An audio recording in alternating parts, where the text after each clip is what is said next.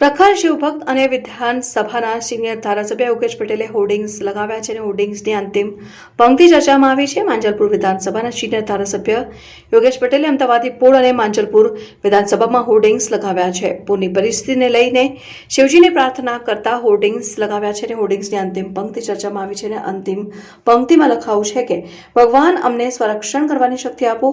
ધારાસભ્ય યોગેશ પટેલે આ બાબતે રાજકીય ન ગણવા અપીલ કરી છે અને તેમણે કહ્યું હતું કે હું શિવભક્ત છું ને ભૂતકાળમાં પણ મેં વરસાદ માટે હવનો કર્યા છે. લોકો મારા શબ્દોનો અર્થઘટન અલગ કરી રહ્યા છે. તો ભગવાનને પ્રાર્થના કરવી જોઈએ ને બધા કરતા જ હોય છે પ્રાર્થના.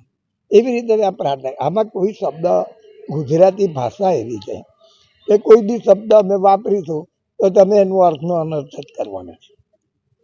કારણ કે પ્રેસ અર્થનું કોઈ પણ માણસ, તમે પ્રેસ એકલા નહીં. હવે આત્મસંરક્ષણ એટલે હું યાર, તમે ભાઈ ભગવાન કોઈ બી પરિસ્થિતિમાં, માનવજાત છે, કુદરત છે, કુદરતને કોઈ પહોંચી નથી વળી, કોઈ પહોંચી નથી. એવું તો તમે માનો છો ને? તો તારે ભગવાનને આપણે પ્રાર્થના કરવાની હોય. હવે જીવન બધું બરાબર થઈ ગયું છે, સરકારે બધા જ પગલાં લીધેલા છે, તો હવે એને અર્થનો અનર્થ ના કરો. અને મારી જે ભક્તિ છે, હું ભગવાનને માનું છું એ રીતે મેં પૂછતો રહું. ના, એ બધી મારા ઘરની આ વાત નથી. હું તો ભગવાનની પૂજા કરું છું, જો આજે એ આજ્ઞા કરું છું.